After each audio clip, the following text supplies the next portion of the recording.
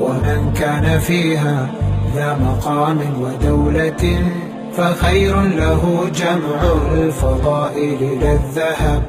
تأملت والدنيا بها العجب والعجب، تروح بلا عذر وتأتي بلا سبب، فلا ظلها دان ولو طال أمنها، وسل عن هواها كل من ودها خطب، وسل عن هواها كل من ودها خطب.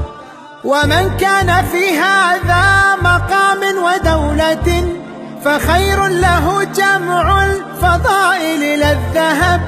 ومن كان فيها ذا مقام ودولة فخير له جمع الفضائل إلى الذهب.